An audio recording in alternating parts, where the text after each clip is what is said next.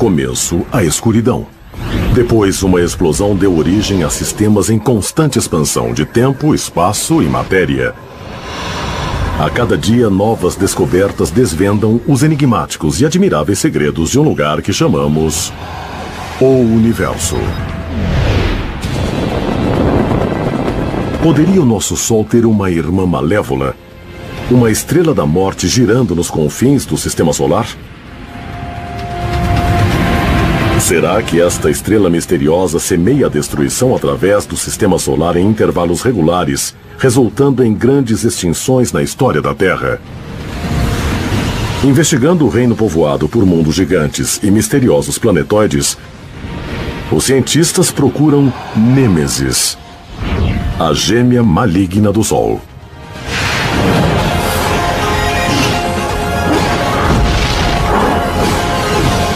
O Universo. Nêmesis, gêmea maligna do Sol. Das bilhões de estrelas cintilando no céu, uma pode ameaçar a vida na Terra. A gêmea maligna do Sol, chamada Nêmesis. Alguns cientistas suspeitam que Nêmesis seja uma estrela escura, ainda não descoberta, orbitando o Sol. E a cada 26 milhões de anos, ela semeia a catástrofe. Sabemos que o Sistema Solar é cercado por uma imensa nuvem de cometas e as passagens sucessivas desses companheiros do Sol lançam cometas para dentro do Sistema Solar. Alguns podem atingir a Terra. A consequência é a morte em escala colossal.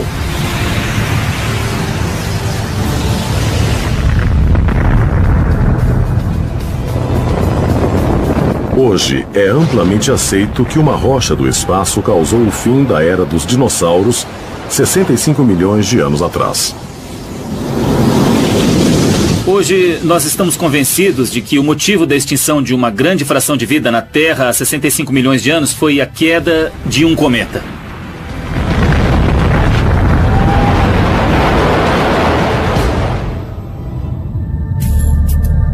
Mas o astrônomo Richard Miller propôs uma teoria revolucionária para explicar por que aquela rocha espacial atingiu a Terra naquele momento em particular.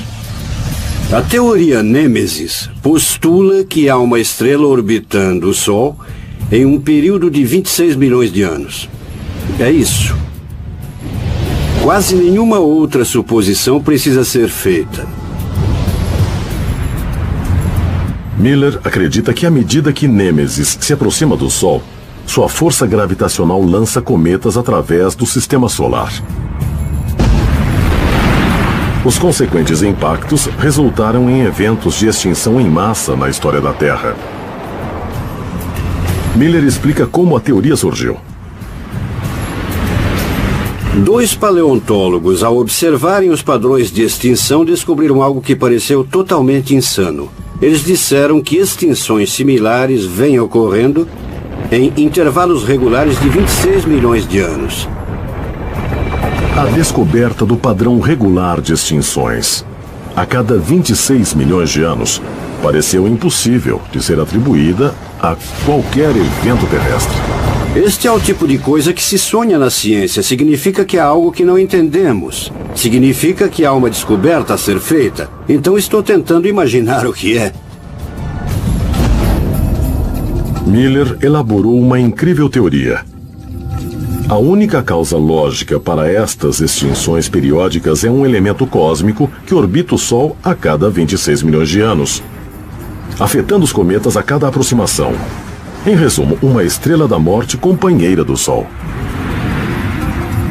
Se esta estrela for descoberta, será muito importante.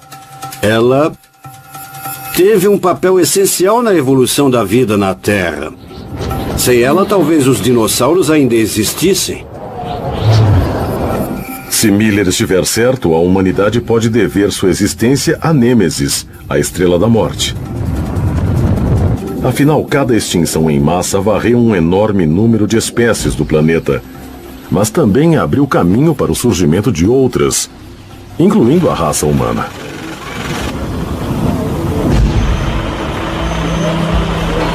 Nós podemos testemunhar a maneira como Nêmesis supostamente alterou a vida na Terra, observando um incêndio controlado em Santa Rosa Plateau, Califórnia. Ocasionalmente, eventos cataclísmicos que exterminam um vasto número de espécies ocorrem aqui na Terra. E é exatamente isso que acontece nesses incêndios controlados, em que o fogo elimina várias espécies, mas abre caminho para outras surgirem.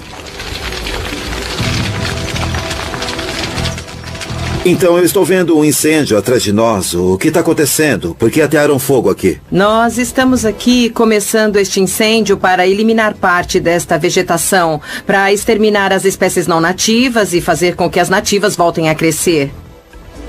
Retornamos aqui anualmente para queimar os pedaços diferentes de terra. Assim, um estudo pode ser feito e também podemos observar o impacto que esta prática está tendo no meio ambiente. O incêndio controlado simula o tipo de extinção em massa que a estrela Nêmesis pode ter causado. Muitas espécies são exterminadas, mas a destruição abre espaço para que os sobreviventes prosperem e evoluam. Assim como os mamíferos sobreviveram e floresceram após a extinção dos dinossauros, criando condições para a evolução humana.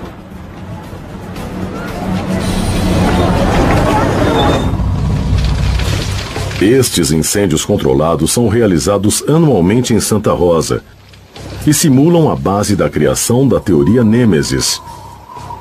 A extinção ocorre de tempos em tempos. Na verdade, há somente duas explicações plausíveis para a regularidade das extinções. Uma delas é a teoria de Nêmesis. A outra defende que as extinções ocorreram acidentalmente a cada 26 milhões de anos.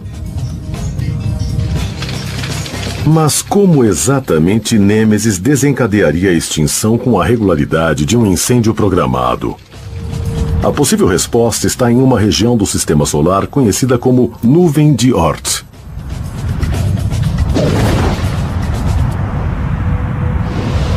A Nuvem de Oort é o local onde os cometas ficam até serem lançados em direção ao Sol.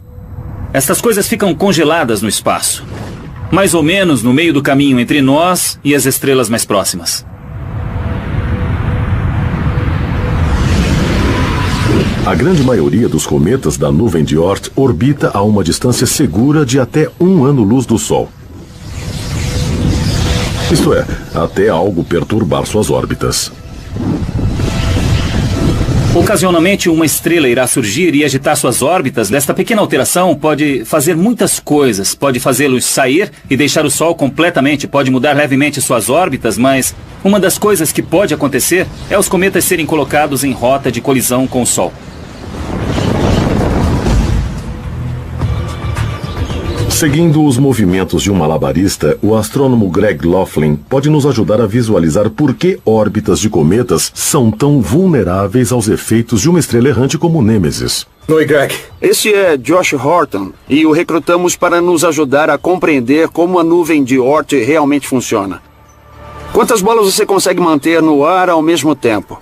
7. Eu posso fazer um pouco com 8 ou 9, mas é com 7 que eu pratico mais. O arco das bolas que o malabarista está jogando para cima é muito parecido com o arco que o cometa faz em sua órbita cêntrica, especialmente porque as bolas passam devagar no topo e muito rápido na base. Se quisermos simular uma nuvem de Oort, precisamos manter muitas bolas em movimento. Então quero saber se você poderia me fazer uma rápida demonstração pra gente aí. Vamos começar com 2. Isso, 2 bolas. O que você vai fazer aqui é cruzar ambas as bolas no ar. Então joga... Não, os lances são exatamente os mesmos, assim como a rota de um cometa. Então, cruza. Elas fazem um X no ar. Você as joga ao mesmo tempo? Não, é direita, esquerda, pega. Direita, esquerda... Não, é assim mesmo. Só joga a esquerda um pouco direita, mais esquerda, alto. pega. Isso, boa. Você pode segurar ao mesmo tempo. Direita, esquerda, pega. Foi melhor. Então eu sou um pouco como o Sistema Solar, sabe? Onde há sérias instabilidades gravitacionais. Josh está mantendo 7 bolas no ar ao mesmo tempo, o que não difere muito do trabalho do Sol, que mantém trilhões de cometas orbitando na Nuvem de Oort.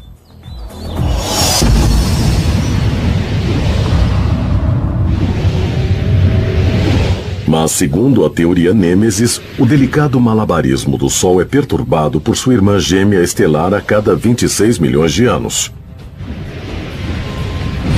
E como em um filme de terror, esta irmã gêmea pode ser quase invisível.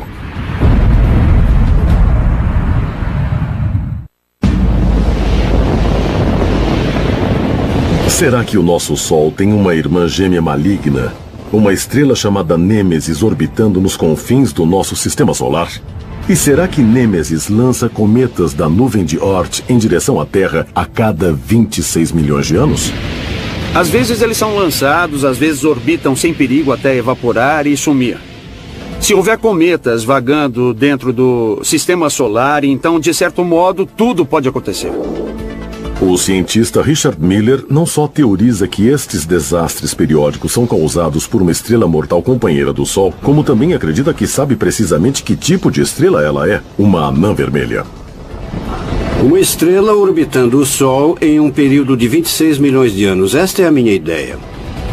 Vamos supor que esta estrela seja uma anã vermelha. Por que uma anã vermelha? Porque é a estrela que mais existe na galáxia. Uma anã vermelha é uma estrela minúscula, cuja massa é inferior a 1/10 da do nosso Sol. Mas como o astrônomo Greg Laughlin demonstrou, pode ter o efeito de uma bola de boliche de 4 quilos lançada nos braços de um malabarista brincando com fogo. Por si só, a nuvem de Oort é um lugar bem chato, então vamos precisar de um pouco de ação. Esses bastões representarão os cometas na nuvem de Oort. E aí, tá pronto? Acho que vou me afastar um pouco, né?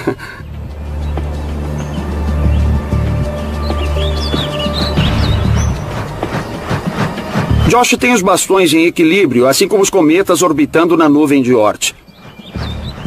Bem, vamos ver o que acontece se eu pegar esta anã vermelha e jogá-la no sistema solar. Josh, está pronto para a anã vermelha? Tô. Então lá vai. Então, como podem ver, a anã vermelha atravessando o sistema solar realmente mudou a órbita dos cometas. Percebam que 2 dos cometas acabaram caindo na Terra. Isso não é diferente do que acontece quando um impacto gigante ocorre, resultando uma dessas extinções em massa.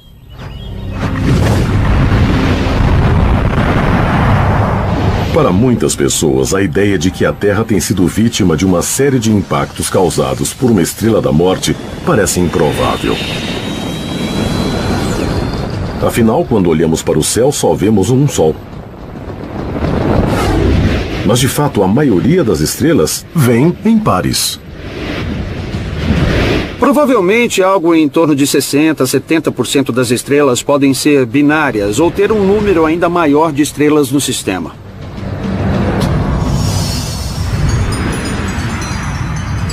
Segundo a teoria Nêmesis de Richard Miller, nosso Sol é parte de um sistema binário de estrelas. É plausível. Tudo o que temos a fazer é supor que o Sol, assim como 2/3 de todas as outras estrelas na galáxia, tem um par que gira ao seu redor em um período de 26 milhões de anos. Aí está. Mas se for verdade, por que não vemos a gêmea do Sol no céu? Segundo Miller, a razão é simples. Nêmesis é uma anã vermelha extremamente opaca. Quando criei a teoria Nêmesis, a questão era como ninguém a encontrou até hoje. Mas o motivo é óbvio. Ela deve ser difícil de ser achada. Por definição, uma anã vermelha quase não brilha. Ela pode ser a estrela mais próxima do nosso Sol e nós nem a conhecemos. Qual é a razão? Nós descobrimos estrelas próximas ou porque são muito brilhantes e a anã vermelha não brilha muito, ou porque o Sol passa por ela. Esta estrela está orbitando conosco, mas sua órbita é lenta, dura 26 milhões de anos. Então, por estar se movendo conosco, ela estaria em uma posição fixa no céu, não se moveria. Em outras palavras, observados da Terra, a maioria dos objetos próximos muda com o tempo. Mas Nêmesis está fixa. Então, enquanto a busca por Nêmesis se intensifica, a questão principal é onde olhar. Por sorte, os cientistas sabem como estrelas binárias orbitam uma a outra e podem aplicar este conhecimento na busca por Nêmesis. Se Nêmesis e o Sol tivessem massas iguais, elas orbitariam uma a outra em um círculo vasto, mas análogo, e a busca por Nêmesis seria relativamente fácil. Mas estrelas binárias raramente têm o mesmo tamanho. 10 ou 20% das estrelas binárias têm uma composição em que as estrelas realmente são da mesma medida. E há também um grande número de casos em que uma estrela é consideravelmente maior do que a outra. Quando estrelas binárias possuem tamanhos diferentes, a estrela menor, neste caso Nêmesis, gira em uma grande órbita ao redor de sua companheira maior, neste caso, o Sol, que mal parece orbitar. Mas por que a estrela menor gira em um círculo muito maior? A resposta envolve um conceito chamado centro de massa. Um par de ginastas em uma gangorra pode nos ajudar a visualizar como isto funciona. Estrelas binárias orbitam ao redor do seu centro de massa comum. Se duas estrelas têm o mesmo tamanho, orbitam ao redor de um ponto invisível no meio, bem entre elas. Assim como a Tammy e a Carly, que estão equilibradas nesta gangorra. Nossa, vocês estão bem equilibradas. Mas ao contrário destas ginastas, Nêmesis e o Sol não são iguais. Richard Miller estima que o Sol tenha uma massa 10 vezes maior do que a de sua misteriosa irmã gêmea. E quando uma estrela binária é maior do que sua companheira, o centro de massa entre elas muda para mais perto da estrela maior. A Tammy vai nos ajudar a ilustrar isso. Tammy, quanto você pesa? Uns 60 quilos. 60 quilos? Uhum. E temos nesta extremidade cerca de 16 quilos. Você pesa pouco menos do que 4 vezes aquele peso. Então suba, vamos ver onde você precisa ficar para equilibrar a gangorra. Como Tammy pesa cerca de 4 vezes mais do que as anilhas de metal, ela precisa se mover para muito mais perto do centro de massa para obter o equilíbrio. Se Tammy e os pesos representassem estrelas binárias, as anilhas percorreriam uma órbita distante enquanto Tammy quase não se moveria. Na verdade, ambos estariam orbitando um ao outro. É um erro pensar que a estrela maior não se move e a menor gira ao seu redor. Na verdade, ambas as estrelas estão orbitando o centro comum de massa. A estrela maior se move menos e a estrela menor se move mais.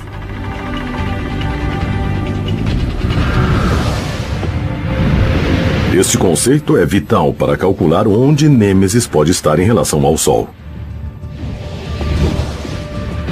Sabemos que a órbita dura 26 milhões de anos. Isso nos diz qual é a sua distância. Ela tem um raio pouco superior a 1 ano-luz. Então conhecemos o tamanho de sua órbita. Agora que os cientistas têm uma vaga ideia de onde olhar, a busca por Nêmesis está a pleno vapor. E até agora, esta procura levou a uma nova e incrível teoria.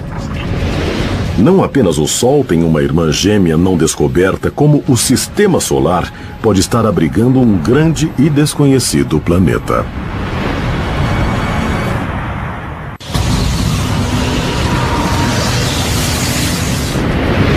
Na busca pela gêmea maligna do Sol que lança cometas e semeia a morte na Terra, todas as peças se encaixam, exceto uma. A teoria Nêmesis realmente carece que evidências concretas sobre a existência da estrela sejam descobertas para que a hipótese se sustente. Por que ainda não a encontramos? Na verdade, há alguns astrônomos que não dão muita atenção a isto. Simplesmente presumem que se a estrela existisse, já teria sido descoberta. Nós acreditamos que ela pode ser encontrada nos próximos anos. Só precisamos procurar estrelas opacas.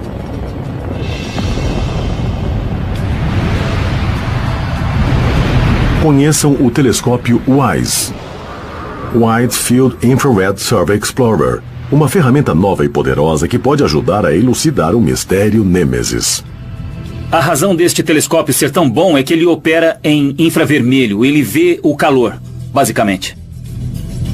Ao medir o calor em vez da luz, scanners infravermelhos podem tornar objetos escuros, mais quentes, fáceis de serem localizados. A vantagem de se captar o calor através do infravermelho é que não importa a distância que o objeto esteja do Sol. Júpiter é um bom exemplo. A temperatura na superfície deste planeta é de menos 108 graus Celsius. Mas isto é muito quente comparado aos 270 graus negativos do espaço. Então, mesmo na ausência da luz do Sol, um planeta distante semelhante a Júpiter brilharia intensamente no infravermelho.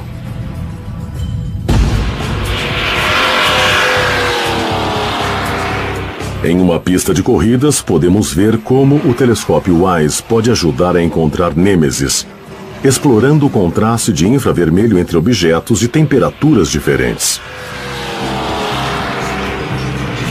Aqui, o ronco dos motores só conta metade da história. Nós estamos aqui hoje na escola de pilotagem Drive Tech para entrarmos em um carro de corrida que dará várias voltas nesta pista. A ideia é filmar o carro com a câmera infravermelha e mostrar coisas que são quentes, mais quentes que os objetos ao redor e que brilham nas lentes desta câmera.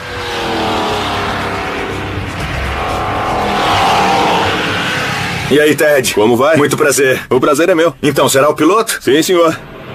E a que velocidade chegaremos? Aproximadamente 270 km. Nossa, isso é cerca de 3 vezes a velocidade permitida nas rodovias, Tá bom. então as coisas vão ficar quentes por aqui. Com certeza. Tá legal, então vamos lá.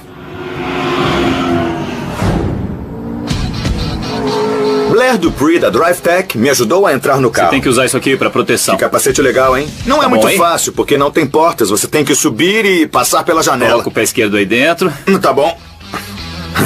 Agora Parece pode que pôr eu direito. sou um ladrão roubando um carro.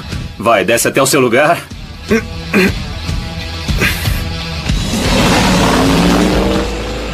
Estar naquele carro de corrida foi muito empolgante. Enquanto dava as voltas, eu pude realmente sentir as forças G. Fez uma ótima volta, né? Ah, deu sim. Eu tô feliz por ele ter sido piloto. Eu não poderia fazer isso. Eu tava tão assustado e eu nem era o motorista. Com o carro devidamente aquecido, uma câmera infravermelho FLIR, montada pelo perito em imagens termais Ross Overstreet, vê tudo, literalmente, sob uma nova ótica. Oi, Alex. Oi, Ross, como é que vai? Bem, e você? Bem, bem. Vamos olhar as imagens em infravermelho? A gente tá vendo a traseira do carro. A melhor maneira de entender o princípio é pensando que isso é mais um dispositivo de medição do que uma câmera. É como ter 1 milhão de termômetros espalhados pela imagem. Estamos tendo a leitura da temperatura de cada um destes pixels. O que devem ser quentes estão brilhando em vermelho, laranja e branco. As coisas frias estão em azul e preto, cores que são associadas a objetos frios. Sei. E podemos notar que há diferentes áreas quentes no veículo. Eu tô vendo umas variações nos pneus. É, olha só, tem um pneu que tá um pouco mais quente que o outro. O pneu direito está mesmo mais quente do que o esquerdo, porque tinha mais força aplicada nele durante as voltas. Que temperatura temos no pneu mais quente? Nós aqui fizemos uma leitura mais cedo, de 90 graus Celsius. Tá. É quase a temperatura de ebulição da água nos pneus. A olho nu não dá pra ver que um tá mais quente do que o outro, mas aqui é bem perceptível e é muito legal. Certo, e esta câmera funciona da mesma forma, no meio da noite ou no meio do dia, não importa se é a luz do sol ou não. A câmera de infravermelho vê a pista de corridas da mesma forma que o telescópio WISE verá os reinos escuros e distantes do nosso sistema solar. Se Nêmesis estiver lá, o infravermelho deverá revelá-la. Os pontos quentes no carro de corrida são como os objetos tépidos e brilhantes nos gélidos confins do espaço, longe do Sol. Esta é uma nova maneira de descobrir objetos. Corpos muito opacos para serem vistos através de um telescópio normal, mas brilhantes o suficiente para serem detectados pelo infravermelho. O telescópio WISE completou sua pesquisa no espaço em 2011, mas na busca por Nêmesis, os resultados ainda são inconclusivos.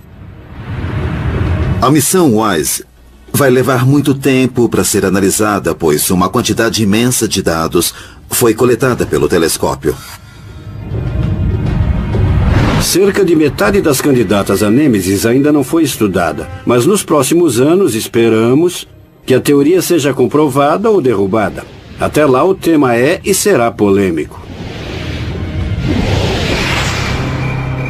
Algo tão relativamente perto da Terra pode ser tão obscuro? Esta é a pergunta que Frank Jankowski, de Mobile, Alabama, quer fazer ao Pergunte ao Universo. Como podem cientistas que observam objetos no espaço a milhares de anos-luz da Terra ainda ter dificuldade para localizar objetos nos limiares do nosso próprio sistema solar? Essa é uma pergunta interessante, Frank.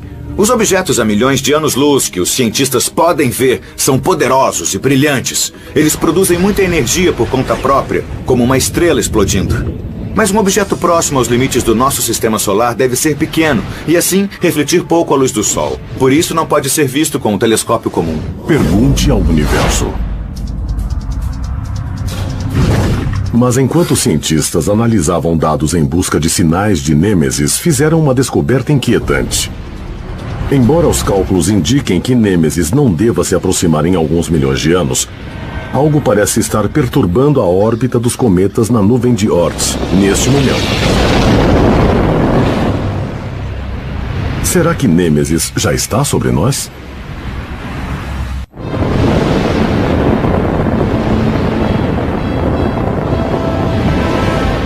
Desde a criação da teoria Nêmesis, os astrônomos estão à procura de uma estrela vermelha e opaca que periodicamente afeta a órbita dos cometas na nuvem de Oort. Como resultado, os cometas são lançados no sistema solar para encontros catastróficos, inclusive com a Terra, a cada 26 milhões de anos. Mas ao estudar a nuvem de Oort, os cientistas encontraram evidências preocupantes de que algo está afetando a órbita dos cometas agora. Será que Nêmesis já retornou? Se o Sol fosse sozinho e Nêmesis não existisse, então os cometas na nuvem de Oort seriam todos previsíveis e suas órbitas regulares. Seriam bem exatos quanto à data de chegada e a de partida.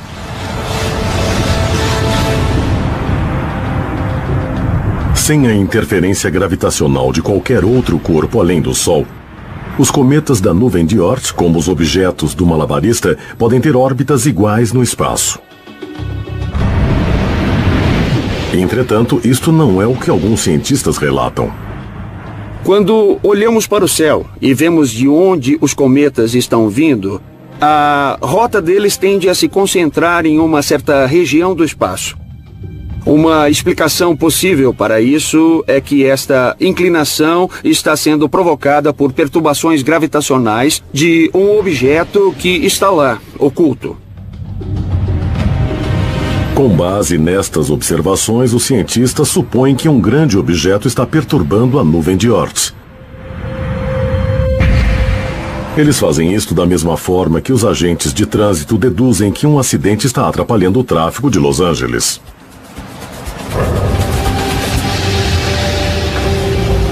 Então, Marco, onde estamos? Que sala é esta? O mapa que temos aqui na parede é o do nosso sistema de rodovias e, como pode ver, ele mostra as autoestradas mais importantes de Los Angeles.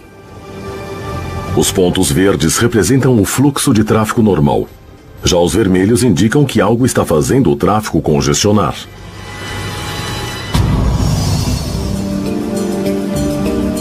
Então, a velocidade é apenas um indicador de que algo está acontecendo, mas para realmente saber o que é, você precisa ter uma câmera lá ou o relato de alguém que está no local colhendo informações. Correto.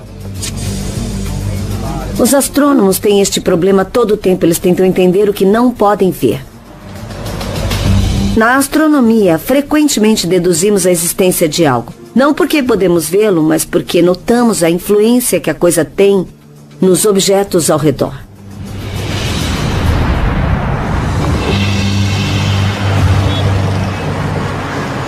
Seja o excesso de carros na hora do rush ou um acidente que deixe o tráfego lento nas vias, algo causa o congestionamento. E como os cientistas veem um congestionamento similar na nuvem de Oort, seria Nêmesis a causadora? Este lugar é impressionante. Você tem várias câmeras, sensores de dados, relatórios da Patrulha Rodoviária da Califórnia. É muito mais informação do que os astrônomos têm para trabalhar. Se tivéssemos câmeras remotas nos limiares do nosso sistema solar, saberíamos muito mais sobre ele. Mesmo sem câmeras remotas, os cientistas elaboraram uma notável teoria para explicar o congestionamento na nuvem de Oort. Segundo esta teoria, o culpado por perturbar a nuvem de Oort não é Nêmesis, mas é algo igualmente impressionante. Um planeta gigante não descoberto, 4 vezes maior que Júpiter.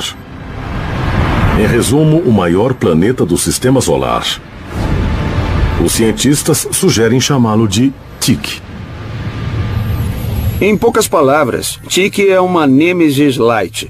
Nêmesis, segundo a teoria original, é literalmente uma estrela anã vermelha, algo que seria 100 vezes maior do que Júpiter. Diferente de Nêmesis, Tyche não brilharia como uma estrela. Em vez disto, pareceria uma versão estranha de Júpiter. Se colocássemos óculos de visão noturna, a imagem seria muito mais impressionante. Nós veríamos brechas entre as nuvens, haveria raios. Veríamos as nuvens se acenderem com os relâmpagos abaixo delas.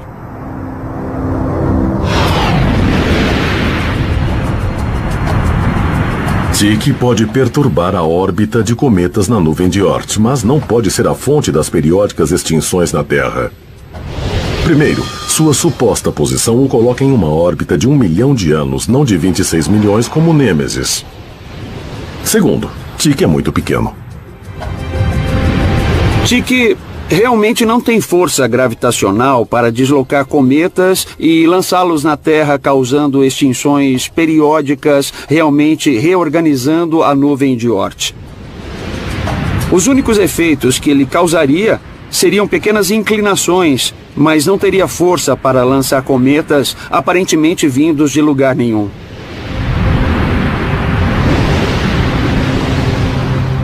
Assim como Nêmesis, o telescópio WISE da NASA deve ser capaz de detectar Tyche se ele existir. Embora seja surpreendente que nosso sistema solar possa abrigar um planeta gigante desconhecido, isto não apoia nem refuta a ideia de que também possa abrigar a estrela Nêmesis. Mas recentes descobertas nos confins do sistema solar podem esclarecer um pouco mais a questão da existência ou não de Nêmesis e que tipo de ameaças ela pode significar para a vida na Terra. Em 2003, o astrônomo Mike Brown fez uma descoberta histórica quando encontrou algo que não pôde explicar flutuando no céu noturno.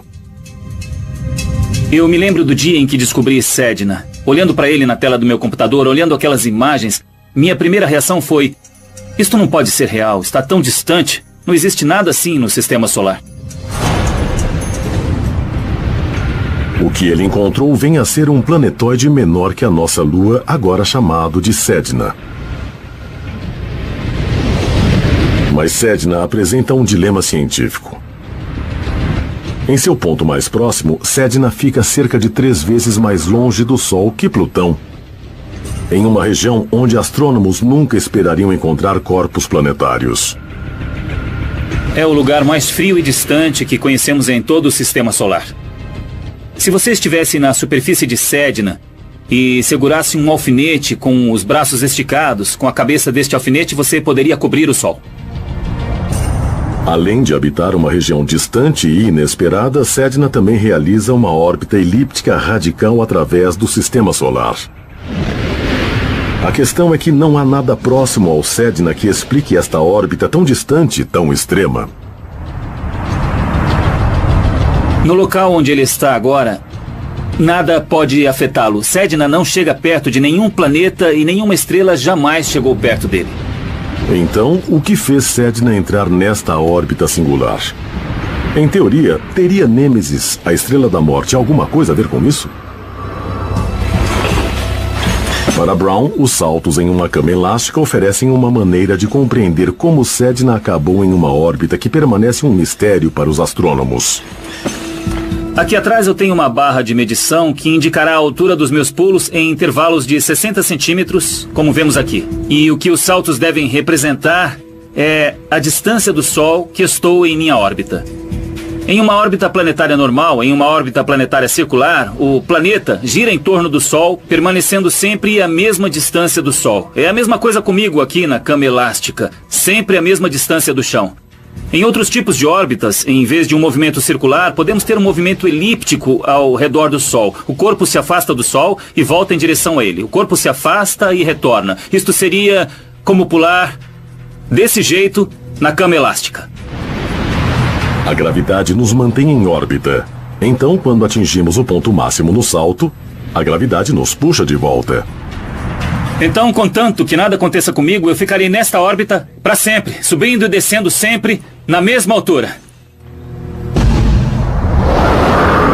Mas algo incomum afetou Sedna. Uma força misteriosa o lançou em uma região onde nenhum corpo planetário deveria existir. Alguns suspeitam que essa força tenha sido Nêmesis. E se a gêmea maligna do Sol estiver lá, os cientistas poderão dizer exatamente quando veremos os terríveis sinais de seu retorno.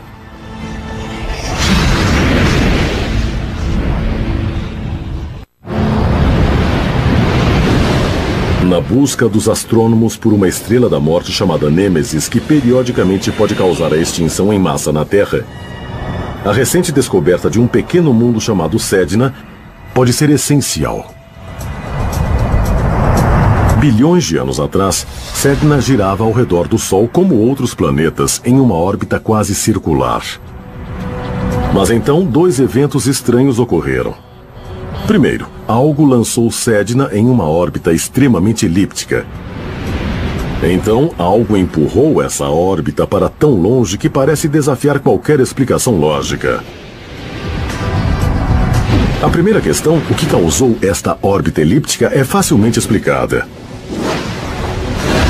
Sedna pode simplesmente ter sofrido a força gravitacional de gigantes gasosos como Júpiter e Saturno. Uma cama elástica pode ajudar a ilustrar. Para entender como as órbitas no sistema solar funcionam, como órbitas elípticas se formam, precisamos saltar mais alto na cama elástica.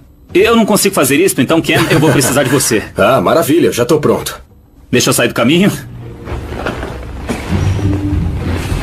Assim como mais pessoas na cama elástica criam mais impulso, os gigantes de gás no sistema solar podem criar força gravitacional suficiente para lançar um corpo menor em uma grande órbita elíptica. Bem, aqui está Sedna em uma bela órbita elíptica.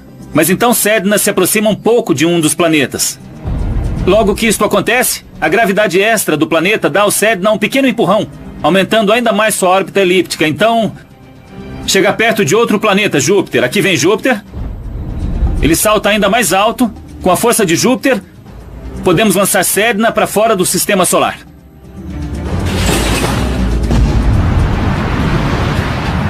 A força gravitacional gerada por Júpiter e Saturno pode explicar por que a órbita de Sedna tem formato elíptico, mas não como ele foi parar em uma região longínqua do sistema solar, onde os cientistas nunca esperariam encontrar um corpo planetário. Sedna estava em uma órbita elíptica, indo mais longe, então algo aconteceu a ele quando estava aqui. Alguma outra força gravitacional o deslocou para uma órbita diferente e Sedna não voltou para o mesmo lugar em que estava.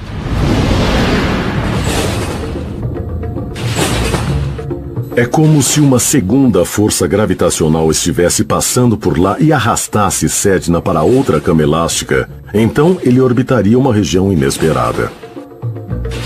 A resposta mais provável é a de que havia uma outra estrela muito, muito próxima do Sol no momento em que Sedna realizava este processo. O sistema solar provavelmente se formou de um grupo de estrelas, então encontros com estrelas próximas e até planetas isolados eram muito mais comuns durante o início da formação do sistema solar. A maioria desses irmãos e irmãs solares há muito já se foi. Mas segundo a teoria Nêmesis, um deles ainda está lá. ainda girando em torno do Sol, ainda causando caos periodicamente entre os cometas e ainda esperando para semear a morte na Terra mais uma vez. Se isso estiver correto, as gerações futuras enfrentarão uma ameaça monumental quando Nêmesis retornar, daqui 10 milhões de anos. A Lua, Marte, os planetas basicamente permaneceriam nas mesmas condições atuais. Na Terra, as cidades poderiam não estar lá, mas os continentes ainda estariam quase no mesmo lugar em que estão agora.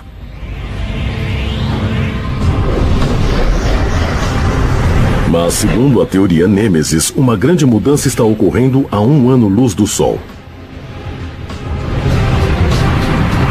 Uma estrela opaca vermelha entrou na nuvem de Oort. Nêmesis retornou. Se ainda houver humanos na Terra, eles enfrentarão uma lenta, mas iminente ameaça cósmica. A nuvem de Oort contém cerca de 10 trilhões de cometas, talvez mais. Mas lembrem-se, ela é bem grande. Se estivéssemos na nuvem de Oort, não seríamos atingidos por cometas o tempo todo. O espaço entre eles é bem grande.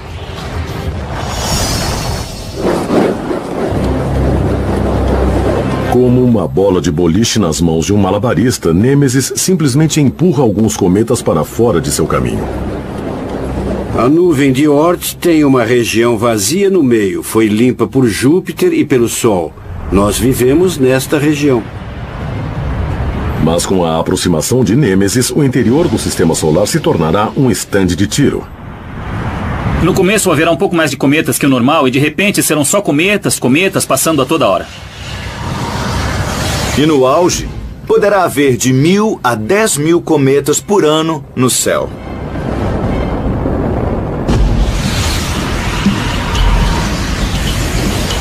Segundo projeções, a Terra ficaria no centro desta chuva de cometas por 1 milhão de anos. Em um período de 1 milhão de anos, seríamos visitados por cerca de 1 bilhão de cometas. Se fizer os cálculos, verá que um deles atingirá a Terra, 1 ou 2. Será difícil prever com exatidão quando o impacto ocorrerá. Mas haverá esta fase, esta zona de perigo em que as chances de um impacto catastrófico com algo do tamanho de um cometa serão muito, muito maiores do que são agora.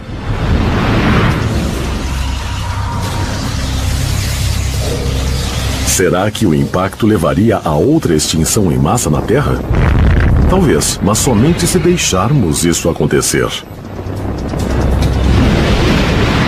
Gosto de brincar dizendo que Nêmesis planejou mal desta vez. Entre a última extinção e a próxima, há muito tempo, para a vida inteligente agir em conjunto e assegurar que a próxima vez que Nêmesis retornar e encher o céu de cometas, nenhum deles atinja a Terra. Este futuro é inevitável? Até os cientistas descobrirem Nêmesis ou confirmarem definitivamente sua inexistência, ninguém saberá ao certo. É importante perceber que esta não é só uma conversa abstrata. É claro que a colisão desses objetos com a Terra ocorre raramente, mas por outro lado, quando colidem, os efeitos são cataclísmicos. Então, o que precisamos ser capazes de fazer é ter uma melhor compreensão do nosso sistema solar e manter os olhos no céu, pois isso pode ser vital à nossa sobrevivência. Se um dia no futuro o céu se encher de cometas, talvez a humanidade já terá encontrado uma forma de se salvar, em vez de acabar como mais uma vítima da gêmea maligna do Sol. No começo, a escuridão. Depois, uma explosão deu origem a sistemas em constante expansão de tempo, espaço e matéria. A cada dia, novas descobertas desvendam os enigmáticos e admiráveis segredos de um lugar que chamamos o Universo. Poderia o nosso Sol ter uma irmã malévola? Uma estrela da morte girando nos confins do sistema solar? Será que esta estrela misteriosa semeia a destruição através do sistema solar em intervalos regulares, resultando em grandes extinções na história da Terra? Investigando o reino povoado por mundos gigantes e misteriosos planetoides, os cientistas procuram Nêmesis, a gêmea maligna do Sol.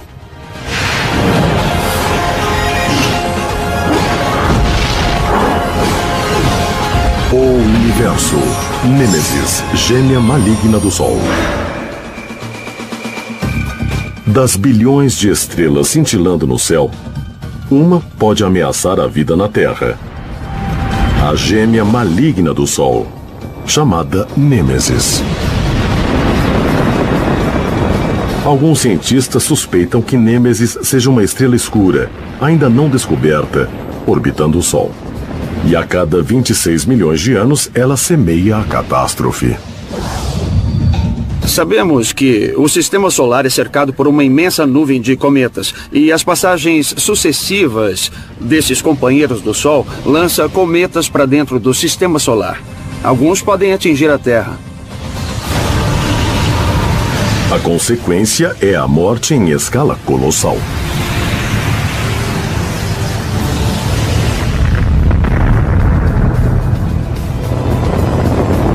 Hoje é amplamente aceito que uma rocha do espaço causou o fim da era dos dinossauros 65 milhões de anos atrás. Hoje nós estamos convencidos de que o motivo da extinção de uma grande fração de vida na Terra há 65 milhões de anos foi a queda de um cometa.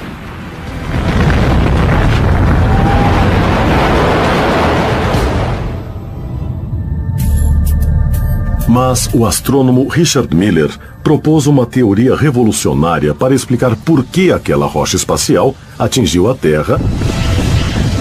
Ocasionalmente, uma estrela irá surgir e agitar suas órbitas. Esta pequena alteração pode fazer muitas coisas. Pode fazê-los sair e deixar o Sol completamente. Pode mudar levemente suas órbitas, mas uma das coisas que pode acontecer é os cometas serem colocados em rota de colisão com o Sol. Seguindo os movimentos de um malabarista, o astrônomo Greg Laughlin pode nos ajudar a visualizar por que órbitas de cometas são tão vulneráveis aos efeitos de uma estrela errante como Nêmesis. Oi, Greg. Esse é Josh Horton e o recrutamos para nos ajudar a compreender como a nuvem de Oort realmente funciona. Quantas bolas você consegue manter no ar ao mesmo tempo? Uma 7. Eu posso fazer um pouco com 8 ou 9, mas é com 7 que eu pratico mais. O arco das bolas que o malabarista está jogando para cima é muito parecido com o arco que o cometa faz em sua órbita cêntrica, especialmente porque as bolas passam devagar no topo e muito rápido na base. Se quisermos simular uma nuvem de Oort, precisamos manter muitas bolas em movimento. Então quero saber se você poderia me fazer uma rápida demonstração para gente aí. Vamos começar com 2. Isso, 2 bolas. O que você vai fazer aqui é cruzar ambas as bolas no ar. Então joga... Não. Os lances são exatamente os mesmos. Assim como a rota de um cometa. Então, cruza. Elas fazem um X no ar. Você as joga ao mesmo tempo? Não, é direita, esquerda, pega. Direita, esquerda... Não, é assim mesmo. Só joga a esquerda um pouco direita, mais esquerda, alto. pega. Isso, boa. Você pode segurar ao mesmo tempo. Direita, esquerda, pega. Foi melhor. Então eu sou um pouco como o sistema solar, sabe? Onde há sérias instabilidades gravitacionais. Josh está mantendo 7 bolas no ar ao mesmo tempo, o que não difere muito do trabalho do Sol, que mantém trilhões de cometas orbitando na nuvem de Oort.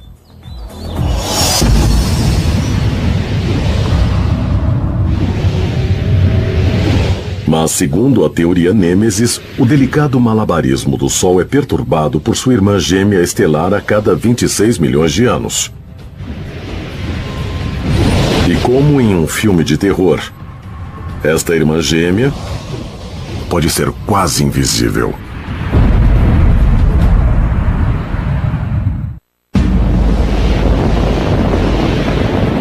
Será que o nosso Sol tem uma irmã gêmea maligna? Uma estrela chamada Nêmesis orbitando nos confins do nosso sistema solar? E será que Nêmesis lança cometas da nuvem de Oort em direção à Terra a cada 26 milhões de anos? Às vezes eles são lançados, às vezes orbitam sem perigo até evaporar e sumir. Se houver cometas vagando dentro do sistema solar, então, de certo modo, tudo pode acontecer.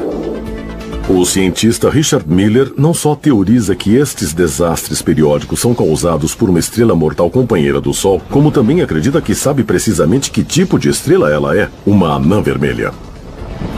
Uma estrela orbitando o Sol em um período de 26 milhões de anos. Esta é a minha ideia. Vamos supor que esta estrela seja uma anã vermelha. Por que uma anã vermelha? Porque é a estrela que mais existe na galáxia. Uma anã vermelha é uma estrela minúscula, cuja massa é inferior a 1/10 da do nosso Sol.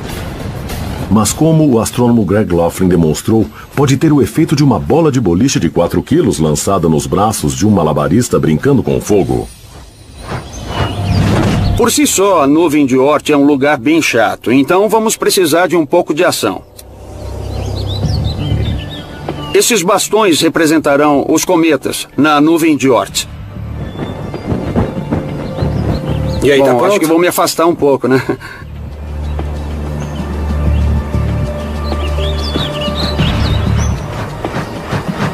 Josh tem os bastões em equilíbrio, assim como os cometas orbitando na nuvem de Oort. Bem, vamos ver o que acontece se eu pegar esta anã vermelha e jogá-la no sistema solar. Josh, está pronto para a anã vermelha? Tô. Então lá vai. Então, como podem ver, a anã vermelha atravessando o sistema solar realmente mudou a órbita dos cometas. Percebam que 2 dos cometas acabaram caindo na Terra. Isso não é diferente do que acontece quando um impacto gigante ocorre, resultando uma dessas extinções em massa.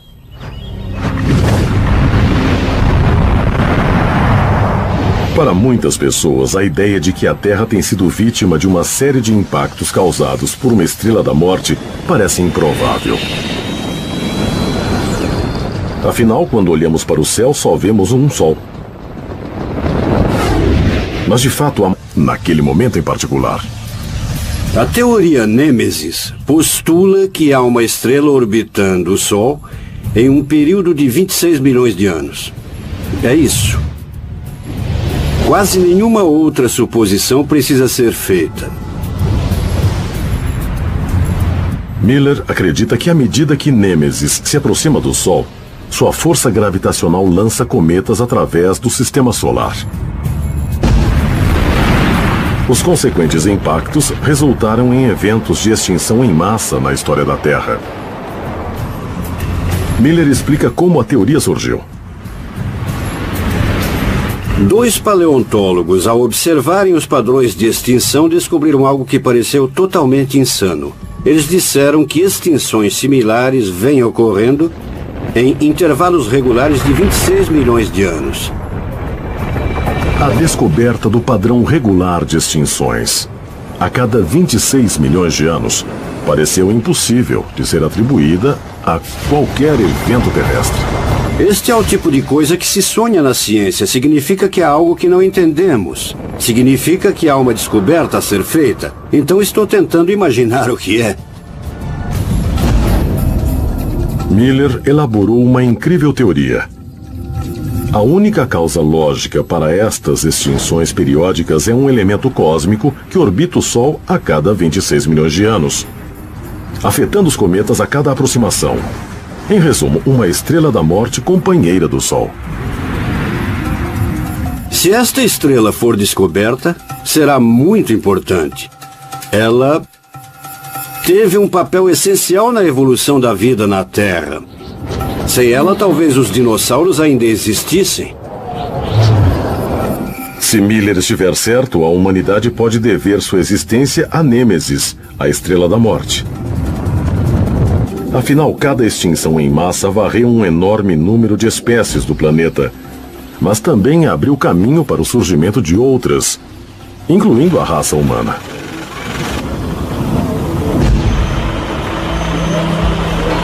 Nós podemos testemunhar a maneira como Nêmesis supostamente alterou a vida na Terra, observando um incêndio controlado em Santa Rosa Plateau, Califórnia.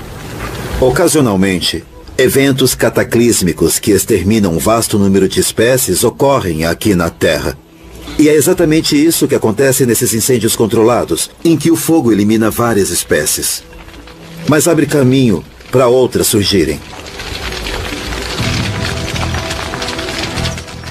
Então eu estou vendo um incêndio atrás de nós. O que está acontecendo? Por que atearam fogo aqui? Nós estamos aqui começando este incêndio para eliminar parte desta vegetação, para exterminar as espécies não nativas e fazer com que as nativas voltem a crescer. Retornamos aqui anualmente para queimar os pedaços diferentes de terra. Assim, um estudo pode ser feito e também podemos observar o impacto que esta prática está tendo no meio ambiente. O incêndio controlado simula o tipo de extinção em massa que a estrela Nêmesis pode ter causado. Muitas espécies são exterminadas, mas a destruição abre espaço para que os sobreviventes prosperem e evoluam. Assim como os mamíferos sobreviveram e floresceram após a extinção dos dinossauros, criando condições para a evolução humana.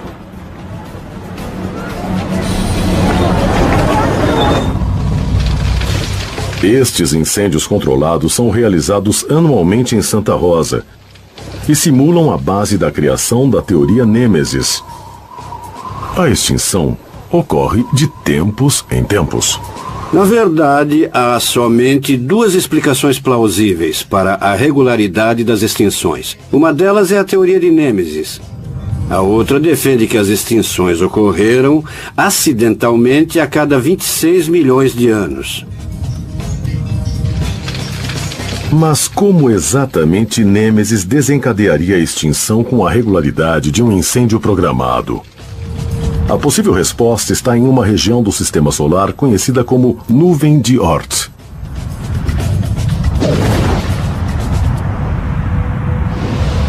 A Nuvem de Oort é o local onde os cometas ficam até serem lançados em direção ao Sol.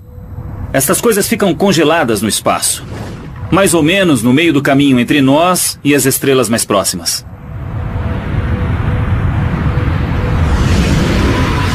A grande maioria dos cometas da Nuvem de Oort orbita a uma distância segura de até 1 ano-luz do Sol. Isto é, até algo perturbar suas órbitas.